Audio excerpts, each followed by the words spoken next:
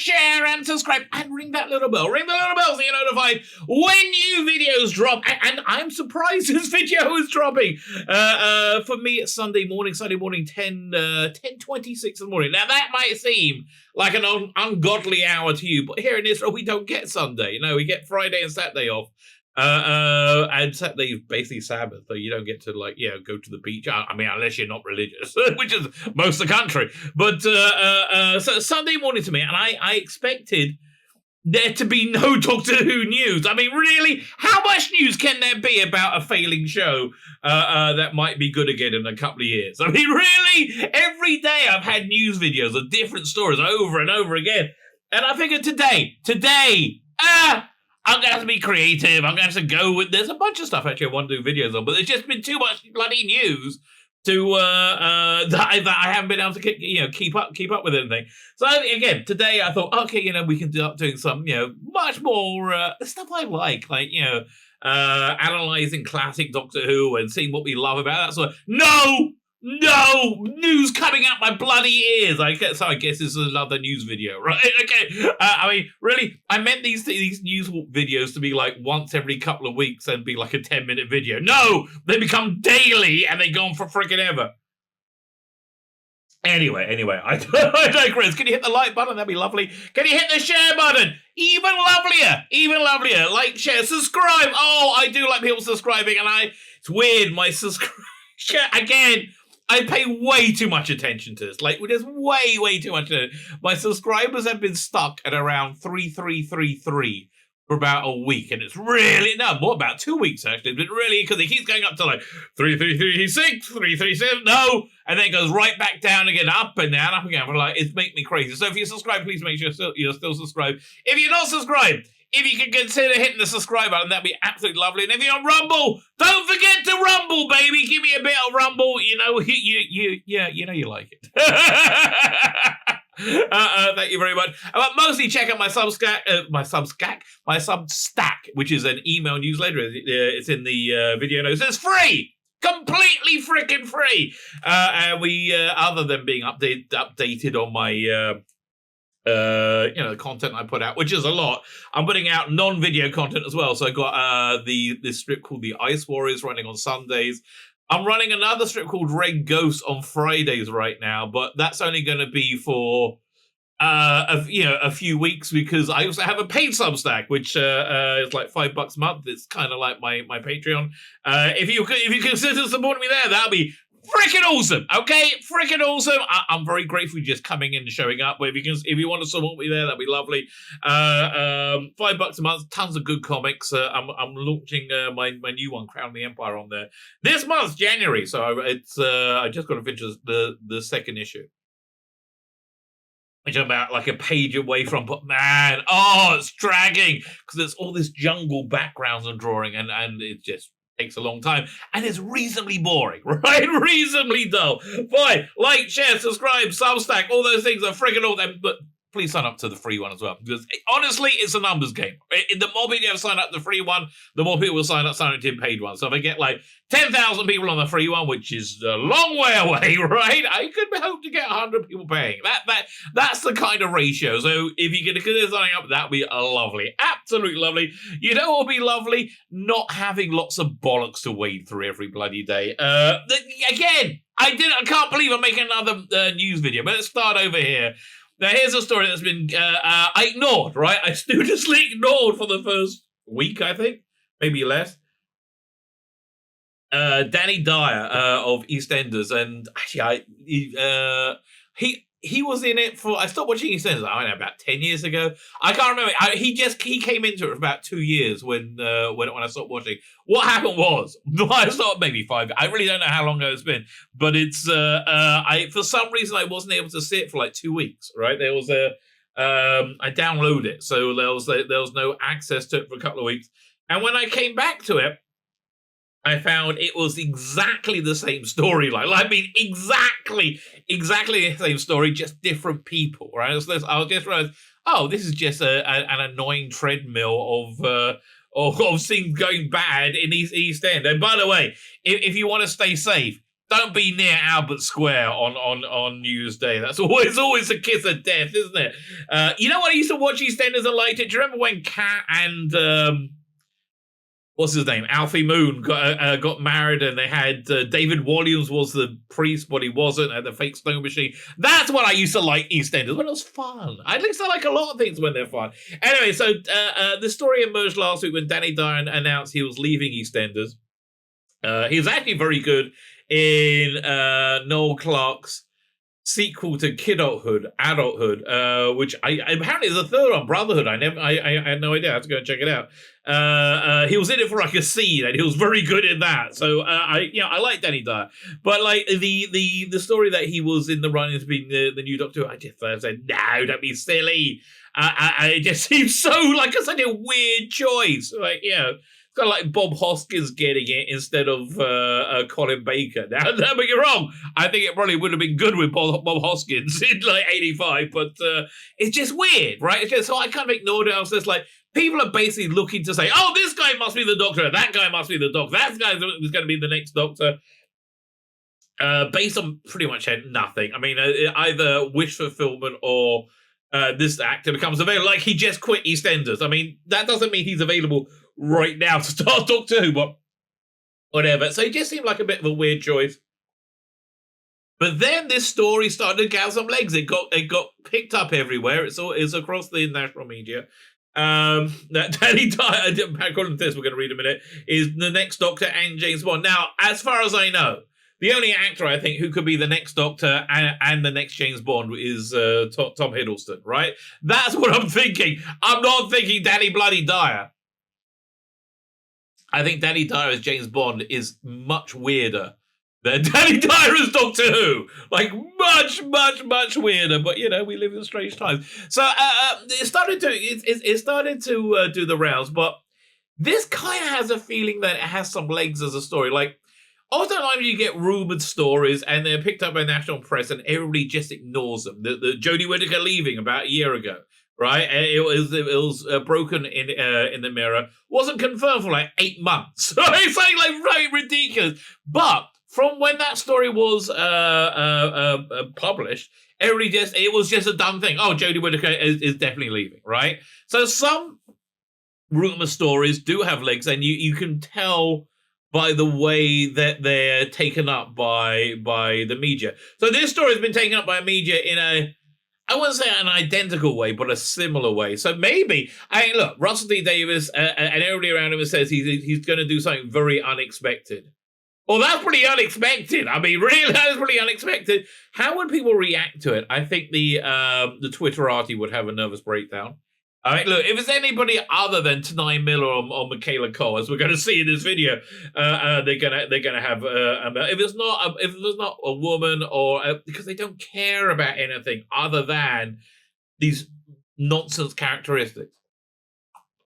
And then they're going to have a meltdown. But I think, the other side of the fence is going to be like, wait, what? Really? Danny Dyer? Really? I don't know. So it seems weird to me. But let's read the article and see if they come up with anything that makes you think, oh, that actually might be going down. Fine. Doctor has found its next occupant of the TARDIS, and it's none other than Danny Dyer, fresh off his department of long-running soap EastEnders. Blimey, they're jumping on this pretty hard. Really, is this a joke? Dyer's going from pub landlord to Time Lord.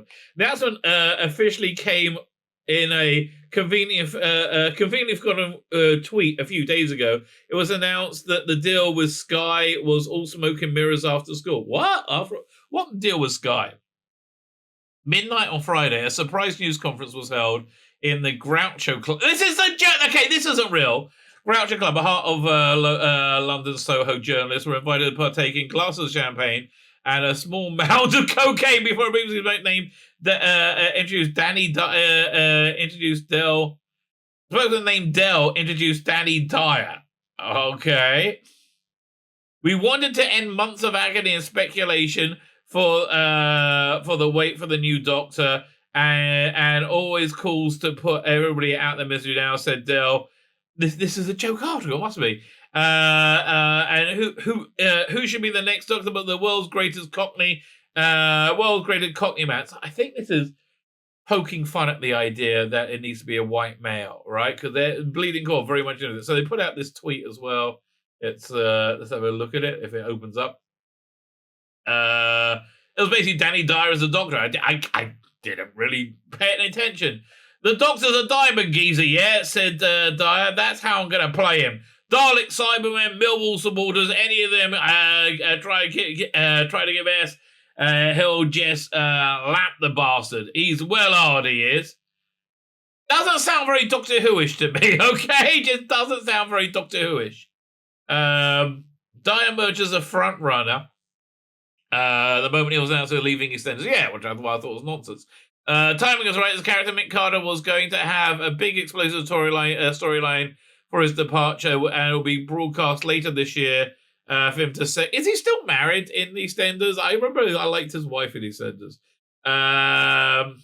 To say again to Doctor Who in 2023, returning showrunner is a populist with his finger on the time. I'm waiting for them to get to the point of this article, this has just got weird now. I mean, it is. It's just weird. And that's not all said, Del. It's not really our place to say, but this might be maybe we'll let the cat out of the bag before you hear from the Danny Dyer. Danny is also the next James Bond. This drew audible gasps from. What the hell is this? This must be taking the piss out of all the mainstream journalism that's going on. The journalism all over there. It's an audible gasp from journalists who looked up from their cocaine in shock. The double whammy of Doctor Who and James. Okay, there's got to be some reason they're writing this article. I hope we get to the punchline. Maybe just to make people like me make videos? Could be. I don't know. One of the journalists passed out, but it might have been the reaction to the bad Charlie. Or COVID, as huddled journalists were unmasked and Oh, by the way, COVID has totally visited my house. I got my daughter is in isolation upstairs in a room, which means I am going to be called upon to make omelets and stuff for her and ferry things. Oh god, pain in the ass. I got till Friday. I think she gets out of jail on Thursday. Although I'm kind of of the opinion that no form of isolation or lockdown or whatever is going to make any difference, right? Any difference whatsoever. Certainly doesn't seem to be making any difference whatsoever. My town is 10% infected with corona right now. The local mayor put out. That local mayor is freaking awesome, right? He was really, really good with this. So yeah, there you go. Yeah. I'm the next James Bond, said Dyer. The Bond people say the Bond people, they came to me and said they wanted a new Bond that's going to represent. Yeah, they wanted them. Okay, so this guy is insanely into the idea of being a black female James Bond and Doctor Who, right? That's really important to this guy because he's a weirdo. Okay, they're all weirdos. Bobby was said, said they came to me and they wanted a new Bond I was going to represent. Yeah, they wanted the most British Bond they could find. Who represents who'd have thought leaving his headers would open up the double doors like that? Okay, it's only fitting that the world's most Cockney man should lead the top British pop culture icons, and that here is Adele. You know, I'm gonna hear James Bond say, "Come on, yeah." I can't read that one. I'm gonna Evan Glasher. Dyer seemed to enjoy watching the Jones collectively lose their heads. He didn't join them. He's now a vegan practicing yoga. The police showed up to arrest the journalist. This is the weirdest thing. With journalists, there were more. The rest of journalists are breaking COVID regulations. It's more convenient to arrest than the Prime Minister and most of number 10 who did the same thing last year. Man, people are really freaking out about that party. I mean, I agree with you, but like, listen, again, I consider myself centre right, but the world has gone hard left, which makes me, I don't know, more right, but I don't think it does. But anyway, listen, I mean, I prefer Bojo over Corbyn, that's for sure, because Corbyn hates Jews. So, there is a bit of a, like personal favourite mayonnaise there. But Bojo, my God, he seems to be doing so badly in every way, shape, or form. You want to pick this? He had a hypocrite. He was a hypocrite and a liar. Really? Oh no! I mean, that sounds like he's a politician. I think who was it? Billy Connolly. Billy Connolly said it best.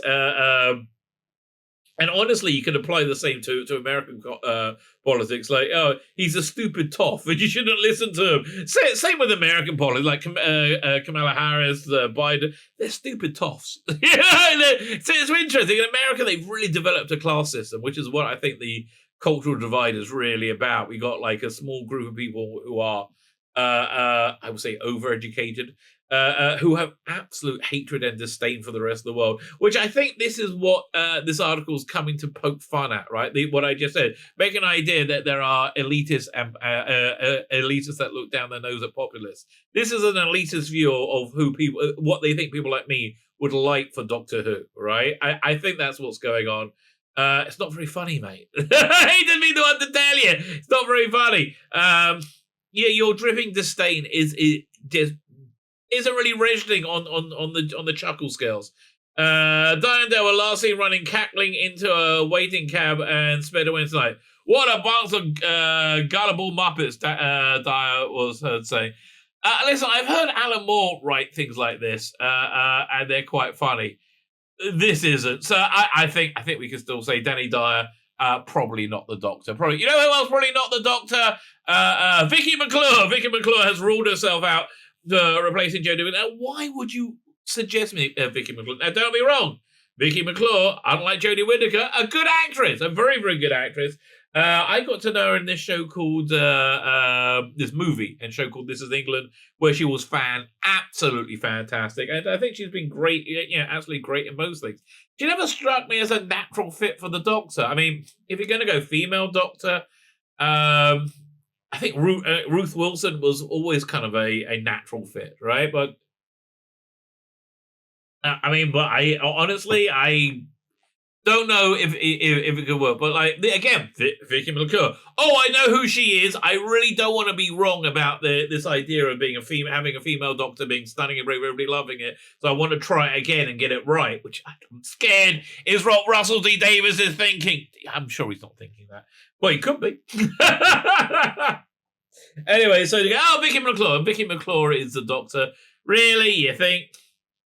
Sorry, Vicky Mcclure fans. It looks like there's no chance that Lina Julie Starr will be filling Jodie Whittaker's shoes on Doctor Who when the new lead is found. However, it was announced that Jodie will be taking a final bow as a Time Lord. Who has been speculating about her replacement? No, they've been speculating about trying to deflect from how wrong they've got this, right? From how much it insanely failed. That's what they're speculating for. They're like, maybe it's anybody else who will prove me right. Anybody. Yeah, no, you've been proved wrong, mate.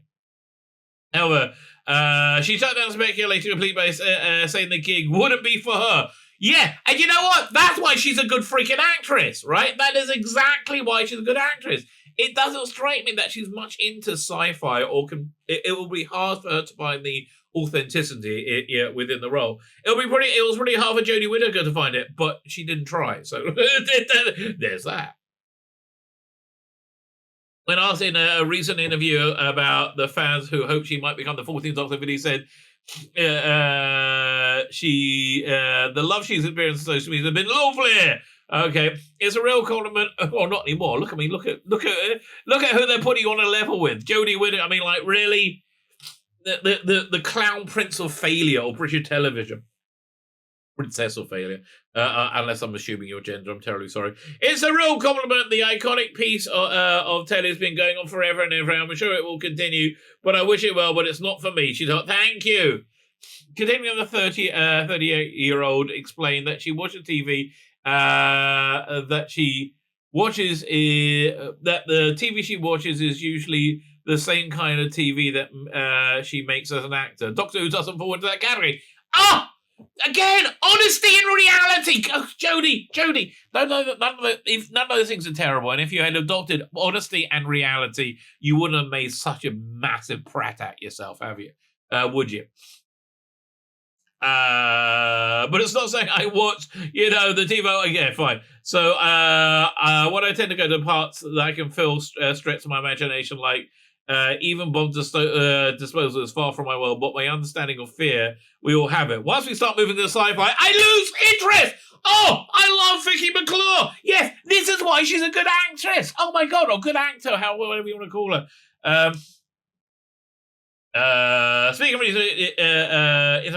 she said, I've shot my... Okay, she said she saw the regeneration scene. It was simply the most emotional day on set I think I've ever had. Darling, this was Jodie Whittaker. Darling, you got to understand, you were shit as Doctor Who. You are unbelievably shit. No one's crying that you're leaving, okay? I know you've been insulated by a bunch of people saying, oh, you're the bestest ever. You're not. You're not the bestest ever. You are not the bestest ever. It's really bizarre because it's the best time I've ever had a job, worst time I've ever had you having a job. And I made the decision to leave. Yes, you made the decision to leave right as that boot hit your ass out the door. Yeah, I think I'm going to leave now as you were propelled outside the front door. And it's really strange to do yourself. It feels like you're giving yourself stitches like, why have I done it? But babbling about this Jodie Whittaker. Now, there are some media outlets that really don't care who the next Doctor is, as long as they if they identify as man, they suck a cock, or if they like to speak the love that dare not spell its name. Will Doctor Who finally have its first queer lead? Why do you say finally? Like, again, where has the Doctor's heterosexuality really come to the fore and made it hard for gay people to watch, right? Like, when does that ever happen? Like, I mean, it's it strikes me Doctor Who is a very a show very, very much liked by gay children, right? It's one of the shows that you gravitate to because the character of a Doctor is a iconoclastic outsider, until with Jodie Whittaker, an iconoclastic outsider. And now, she's a horrible conformist. But if you're an outsider of any kind, you're going to relate to the Doctor, right? You didn't need to see Tom Baker sucking a dick to relate to him if you're a gay person. And quite frankly, does anybody really want to see Tom Baker suck a dick? I don't. I really, honestly, somebody came out and said, hey, would you like to see Tom Baker suck a dick? I'll be like, no thanks. And I wouldn't even do a counter offer for Peter Davison. I was like, no, I really don't want to see that. Okay. But okay, let's see what they got to say here. They're saying Tanai Miller is one of the favourites. When I asked Miller about it, I said, obviously, I did this video a couple of days ago. It's a nice ego boost, isn't it? It's a lovely compliment, really. I've got to give them a call. I keep saying this. I haven't done it yet. I've got to call Russell because I know he's back and he's phenomenal. But honestly, what is it? What is it that makes you want to have a gay Doctor Who? I mean, how is that going to impact on the show in a positive way? I mean, in any way, but I think it's just going to impact on a negative way, quite frankly. And not because he's gay, or she's a lesbian, or she's identifies as a man and is. I don't understand. There's too many categories nowadays. The other names have been speculated upon, largely because of Dave is a showrunner on It's a Sin, stars Ollie Alexander, who keeps saying, no, it's not me. I mean, like, how much more explicit can the man get? No. Walt Sadik and Murray Douglas, somebody I'll be behind, right? Hopefully. While Alexander was the front runner for a while, he denied interest in the role, saying, I can categorically tell you that I'm not the next Doctor. Once his name was taken out of the race, his co-star Douglas became the front runner. Then they want to throw the support plan to Lydia West because, again, it's not they're saying, Lydia, you're a great actress and I'd love to see you in Doctor Who. No, you're saying, I really want to be right about men and women being interchangeable. That's all it is. Whittaker likes the Lydia West. Okay, who cares? And basically, throughout the disaster era, some merchandise is still on sale. So let's have a quick look and see what the couple of new things coming up. You can get a Carvanista figure now. For anybody, can I zoom in on that? I don't know. Press on that. Does it zoom in? I don't know. So you can get these little what are they called again? At the moment here. Here's my first Doctor William Hartnell one. It's by who does this? From the Reign of Terror, whoever it is. Figure collection. They're like 5 centimeters tall. They're not bad. I doubt you're going to get an action figure out of Carvanista, which is a shame because he's really designed to be an action figure. If only the writing was better. Liking the Mavellan, a bit of Susan Dandel action. And now again, I think I would like that in a 12-inch figure. I tell you, a 12-inch figure of that might make my figure become 12-inch. I'll say no more. I will say no more, sir. You can get Swarm. Is a picture of Swarm anywhere? Probably, but my internet's just like crunched to nothing again. Oh, they got fiber optics they're putting in, but it might be months. And now there is you can get Swarm as well. Blimey, $20 for that. And you get Lower Decks from Star Trek. Really? Who would want that? Prometheus, the USS Nog. Oh, shut up. Okay, fine. So incredibly, that's still going on. And then this just got announced yesterday. But Doctor Who board game announced. I quite like board games, but let's see what they're going to do with this, right? Gale Force 9 has announced a new Doctor Who board game featuring some of the most iconic villains introduced into the series returned back in 2005. Doctor Who Don't Blink is a new tactical board game featuring the Weeping Angels, a terrifying statue-like race with the ability to send their victims back in time and feed off their missing temporal energies. Really great idea, right? Really great idea.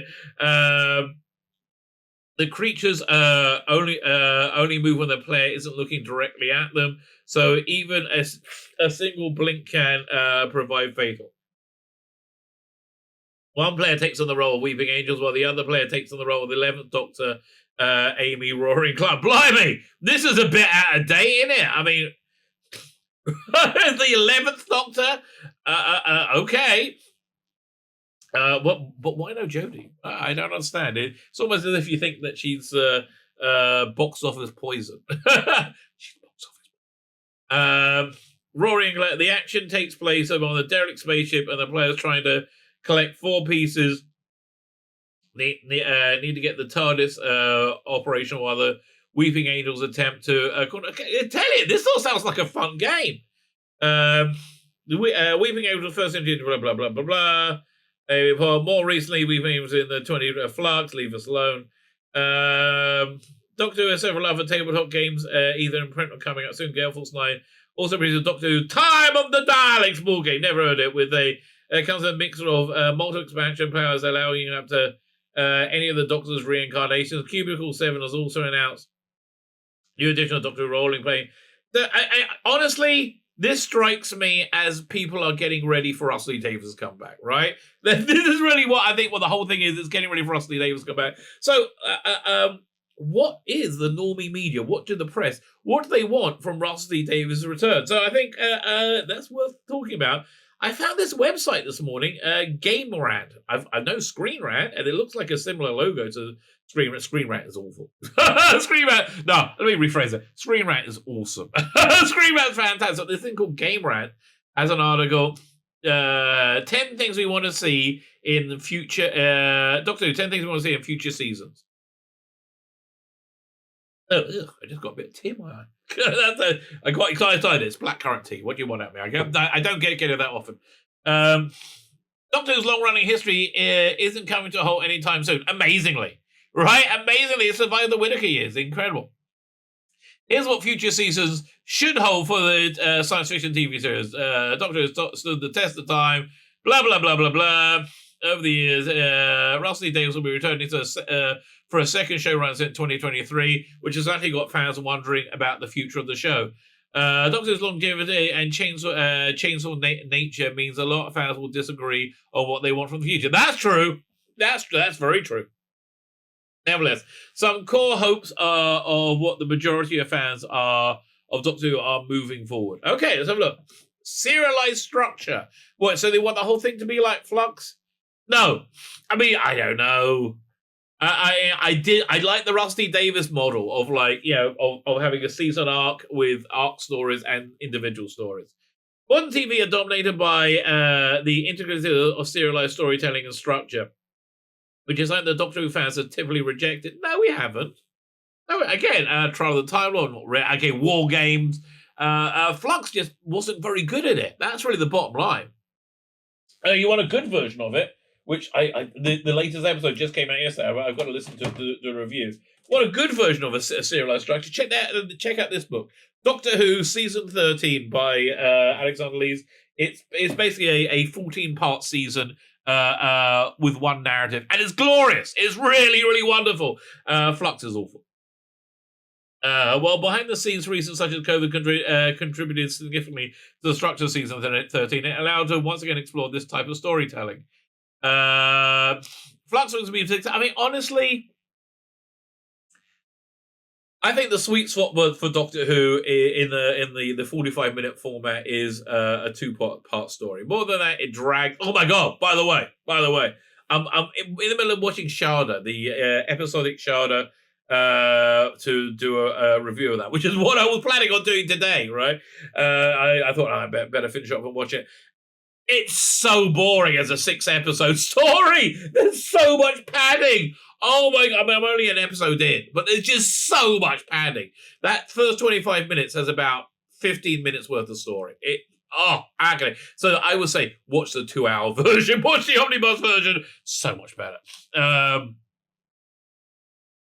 Flux proved to be a successful series with the critics. What? Flux proved to be a successful series with critics and audiences alike. No, it didn't. Initially, people said, well, this is Christian at his best, right? Successful doesn't look like the lowest rated episodes of all time, right? That's not successful. That's called unsuccessful. I didn't think this was a tricky one to work out. That's called being unsuccessful. Nevertheless, there are many fans that believe the serialized structure is the right way to move forward Doctor Who, even they don't believe Flux was a success. They just say it was a success. Flux proves to be successful with critics and audiences alike, but there's still a fair amount of polarization on whether the serialized structure worked for you. I think it did work, frankly. I think the writing didn't work for it. Monster of the Week structure. Well, doesn't that contradict the first one, you morons? Okay. Yeah, let's keep going. Well, modern Doctor Who tend to be serialized. Modern TV tend to be serialized. Doctor Who has simply rejected this with a new Who 2005 to present version following the Monster of the Week format with an overarching series arc. Okay. This type of structure is obviously suited to show traveling anywhere in time and space. It's considered part of its charm. Rusty Davies was the showrunner that brought the show back with its traditional Monster of the Week format. I don't really think it was Monster of the Week, frankly. A lot of fans would like to see that Return Gentleman Davies' recent work on Years and Years and It's In, as well as Moffat's comments on Davies' second run. It's more likely Davies will abandon the Monster of the Week structure. Okay, but we want this! Now we want the exact opposite of this! Okay, original villains. Swarm was a good villain in some ways, a terrible villain in others. They didn't flesh him out. It made no sense whatsoever. I like the performance. I like the look, and I like the costume. Right? I think the whole thing was sold by the performance. That performance Sam Spewer was his name. Really sold that performance. But okay, so what original villains? Well, honestly, I think you need a mix of both. Again, Rusty Davis, 70% original, 30% classic. Perfect. Absolutely perfect, right? I love that balance. The Doctor Who is a show that can offer many different villains across different settings and environments. The show does tend to have reoccurring, going to be recurring, not okay, reoccurring monsters that are proven popular. But a lot of fans want to see original villains. Well, we want both, right? Classic Who featured a lot of new villains over its 26th season. Yes, obviously. With fans feeling that has been lost in the modern era of the show. No. Weeping Angels. We just mentioned that in this video. Swarm of Azor, Slitheen. Okay, I'm looking at my shelves now. What? Vasta Narada, Silence. What else we got here? Okay, I'm looking at Jadoon. Silurian seem different enough. You can call them their own villain. You got the heavenly host angels, the Gelf, Sycorax. Again, I'm just looking right over my shelves, okay? And then you had Daleks, Ontara, and Cybermen. Yes. Frankly, when you had Davros's big snake servant thing in the Witch's Familiar, whatever that story was called. Yeah, the Witch's Familiar. I really wanted it to be the Mara, right? I really wanted it to be the Mara, and I thought, wow, that sort of thing will work. But again, 70-30. That one, I would say that's probably the best ratio anybody could possibly hope for. Not possibly. I think I think it's the ratio that works the best. I mean, it really does. So Swarm and Azor were a big part of the audience excitement for the Flux. I think one of the only things that really resonated well, that I think Carvanista, I think the Sontarans, which is a testament of the power of a new villain. Yeah, but you're also going to have Tim Shaw. It's not just being a new villain; it's being a well-cast, interesting villain. With Swarm, you got 1 out of 2, I guess. He was well cast. And it was a very popular design rivaling the classic series monsters, and it's likely Rusty Davis will want to replicate the success of it. Rusty Davis doesn't need any hints from Christian on how to make Doctor Who, right? It does not have to. Better right here. Let me lost the image. Let me see if I can get that image back. Better writing, good luck with that, mate. Well, I mean, obviously we're going to get better writing with Rusty Davis over Chris Chibnall, right? Every era has received its backlash from a portion of the fandom. No, nothing like this has ever happened before. Do not believe this insane revisionist history. Never. I was a fan right through the 80s. I remember the JNT must go. The Doctor Who has never been reviled by fandom as it is now, or by the public as it is now. I mean, I think a lot of the reason people didn't like Doctor Who in the 80s was it just wasn't very cool. I think that's where Big Finish came from, because they started off as a fan group called Audiovisuals. They wanted to make Doctor Who that was a bit more serious, a bit more cool, and it was, generally speaking, I say a bit better than what they had on TV, but not that much better. Right, but again, nothing like this. Nothing like this at all. Talking about from fandom, and Chibnall's era is no different. Chibnall's era is so different. Okay, there has, however, been a consensus amongst many critics that the portion of the audience that the show's writing has declined with series 9. Screw off! No. So that season 9 was an excellent season, as was season 10. And has never fully returned to go. Screw off with your insane apologetics for the absolutely failed era of Doctor Who. No, it started in season 11, idiot, when the scripts got awful. Writing can make or break a show. It broke this one, especially in the era where the story is as important and the viewers are, the story isn't so important and the viewers are spoiled for choice. It should always be the most important thing. With Rusty Davis returning to helm the show from 2023, most fans expecting an improvement in the show's writing standard moving forward. Yes, Yeah, I'm expecting that. No matter what dross they put out, I expect them to be better. Doctor Diversity. I have no interest in this type of awful racism. Diversity has always been a big part of Doctor Who, with the idea being that everybody in the universe is important, no matter their differences to one another. Normal people have always thought this way, that we're all kind of equal. And then came along people like you, people like Whittaker, right? Where some people were more equal than others, right? Is how things turned out. As such, the modern international show has long been a platform for representation and diversity. No, it has long been that. You know how long it's been that for? As long as the ratings have been tumbling in freefall. Not since season 9, since season 11, right? That's when the ratings went into complete freefall. And it's something fans want to continue in the future. Jodie Whittaker, the first female Doctor, and Jo Martin, the first black female Doctor, both made their debut during the Chris Chibnall era, and how's that gone exactly? How did the Chris Chibnall era go? Yeah, awful. And again, it's not because Jodie Whittaker has a vagina, right? It's not because Jo Martin's skin color is black and she has a vagina. No, it's because it was a ill thought out piece of virtue signaling that most people would just look through straight away. Other than the morons who write this garbage. Both have made their gender, which has opened the doors for more diversity over choosing versions of the Doctor in the future. Yeah, but it's not just anybody can be. Oh, look!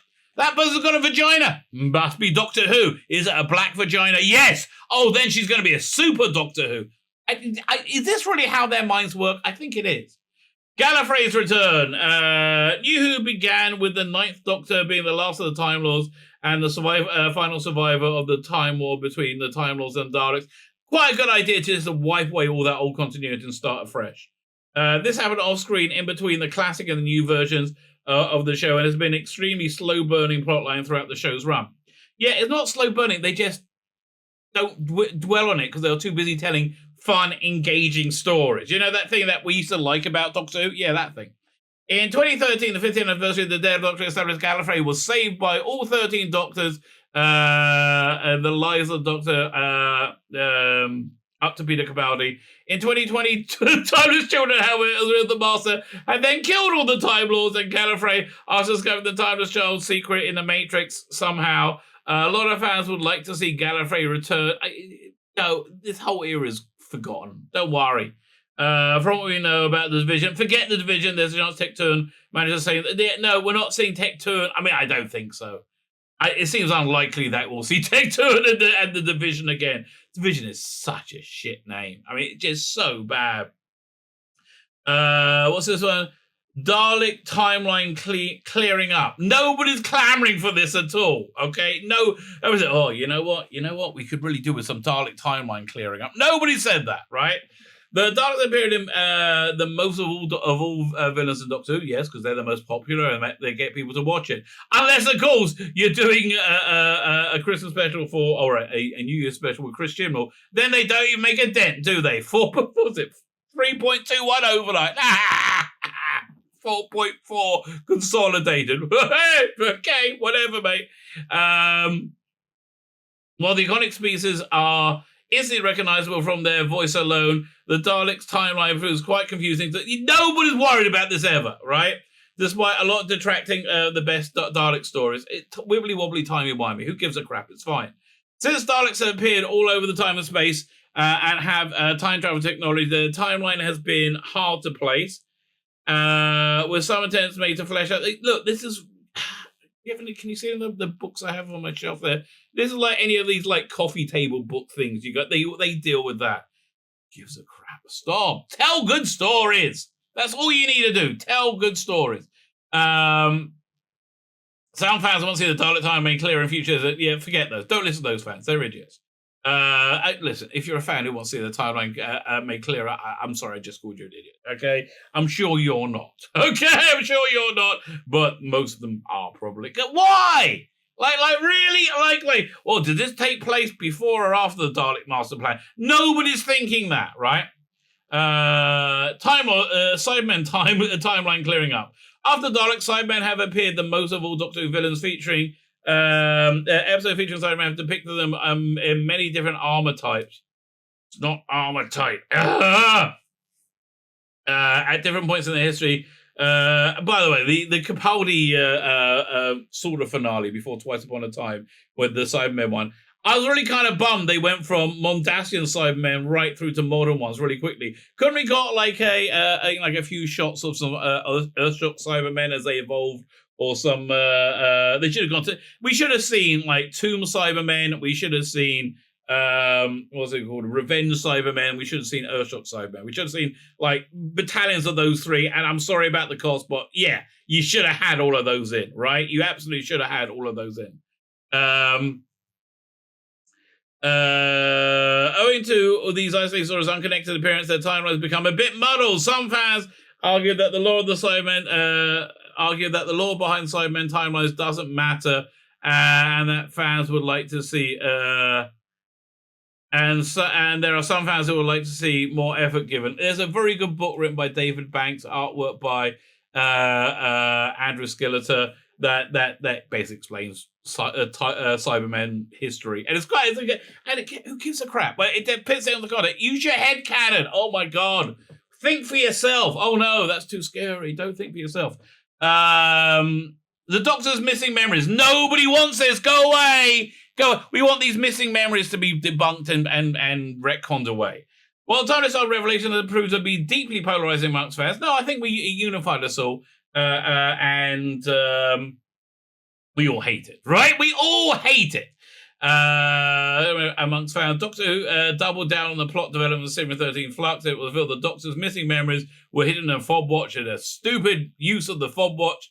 Something nobody expected from Tectoon, and nobody expected it was Tectoon, because in the credits it was listed as Ulsoc. Like, just why does any of that make any sense? My name's Tectoon, but you can call me Ulsoc, right? My name's Tzvi, but you can call me Barnaby. What? No! I mean, listen. If you're into theology, Jesus did that. That was kind of like a recurring feature in the New Testament. Your name is Peter, I will call you Paul, right? No, you'll call me bloody Peter, mate. At least if you're down my way, you would. But okay. Why was Tectoon also? Who cares? Who cares? Barbara Finn was much better in the Big Finish release 40, which had a sequel to Tomb of the Cybermen in it. But then it had a really dire follow-up the Cybermen story, which is avoid. The Doctor and the Fob Watch away in the TARDIS.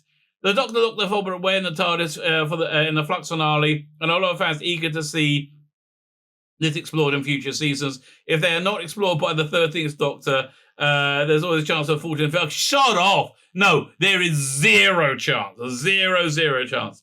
Spin-off setup. So I think this is what Ross Lee Davis is doing, right? And I think there's a very good chance these animations being cancelled, maybe a bigger story. Maybe like Doctor Who is moving into animation. Maybe the main show's moving into animation. Who knows? Who knows? With Danny Dyer voicing it. Well, again, everybody's right then. Russ Lee Davis, with Russ Lee Davis talking about Doctor Who's being in the MCU's precursor, it was the announcement that he was going to return to the show has many fans excited about a multi-franchise show again. Yeah, it's formed this popular spin-offs, Torchwood and Sarah Jane, so it could do again. I think not. It could do. That is the plan going in. I'm sure it's the plan going in.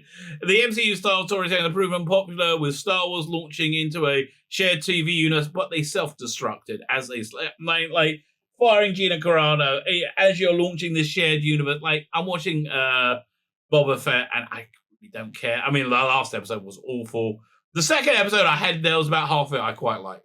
But it was like, they destroyed it as they started, which is what we're all terrified Ross Lee Davis was going to do. We're all terrified Ross was going to be like, oh, you know what? I can make this idiot ideas work. And then everybody goes, nah, not so much.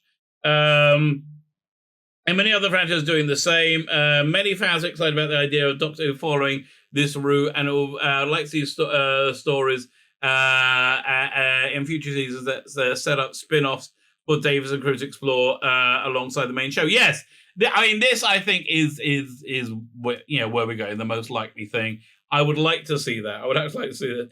Oh my God, there's another article on this website. Doctor Who, every episode of Flux ranked. Okay, I am looking through Game Rant now a lot more for Doctor Who content. They have no idea what they're talking about. They're giving Screen Rant a run for their money for buffoonery. But never mind. Well done to all of you. Well done to you. So there we go. And, as I was recording this video, I had to stop in the middle because I got a new bloody story just come in that I guess we'll have to deal with on Tuesday. I'm doing a live stream then. But okay, I guess the Doctor Who bonkers news stories just never, ever, ever stop. And I guess, hurrah for that. My name is Tzvi Lebetkin, the Rabbi from another planet. Please like, share, and subscribe. And ring that little bell. Ring the little bell. Don't forget my Substack. Ring that little bell so you're notified when new videos drop.